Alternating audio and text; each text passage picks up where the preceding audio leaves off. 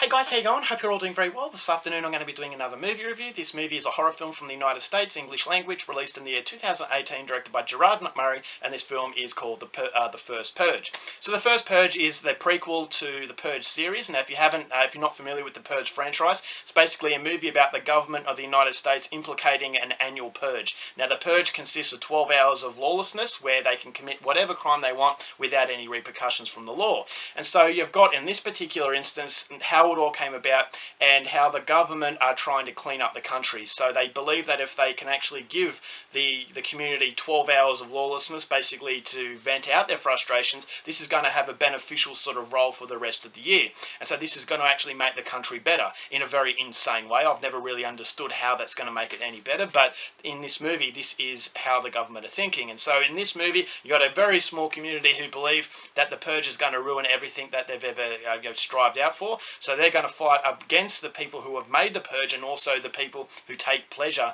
in actually committing these crimes. And so as the community fight back, they're going to uncover some truths that make the enemy a lot bigger than they first anticipated. So whether or not they can survive this purge is something you're going to have to find out for yourself, because that's as far as I'm going with my synopsis.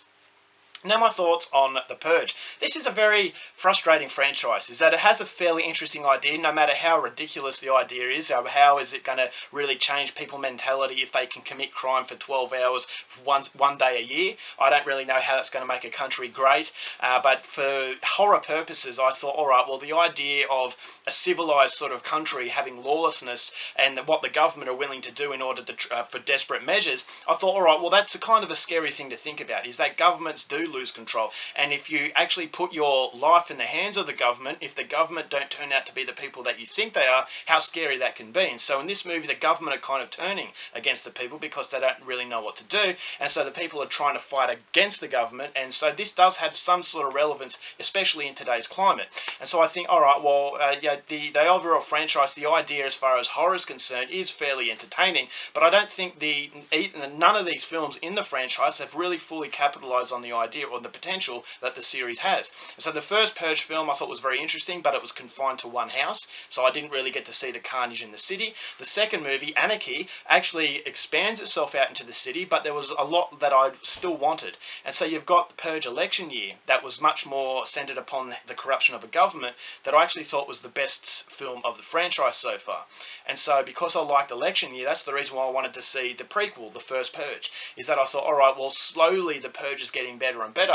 How is the prequel going to evolve that the mythology, the lore of the Purge? And so there were questions there that actually begged answering, and that's the reason why I saw the film. But unfortunately, I come away from this movie wondering why it was even made, and unfortunately I still haven't come up with that answers, because it's basically recycling things that you've seen done before, and it doesn't really prove worthy of being a film of its own. Is that this is a prequel, but it doesn't really evolve the story in any way, because everything that happens in this movie has been done before. It's been done in the first Purge film, it's been done in Anarchy, it's been done in election year. And so I thought to myself, alright, well, I didn't really need to see this. If you actually passed up the opportunity to miss the first Purge, you're not really missing out on anything, because you've seen it before. You don't really need to see it to know what goes on.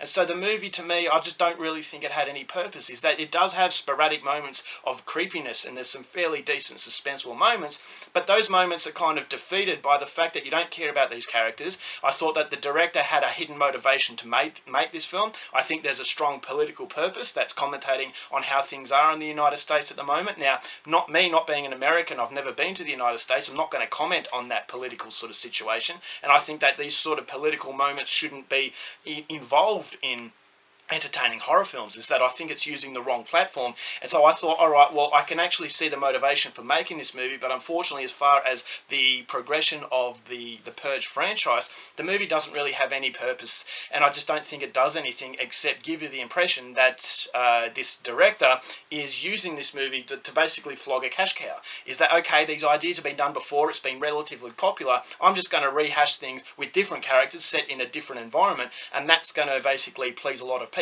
But if you come away, if you actually want something a little bit different and kind of give you more insight into the mythology that this franchise has created, you're not really going to get anything out of it. I just thought to myself, alright, it's competently made. As I said, there are moments that are actually fairly well done, but they've been done before. Is that why has this movie been made? Is that okay?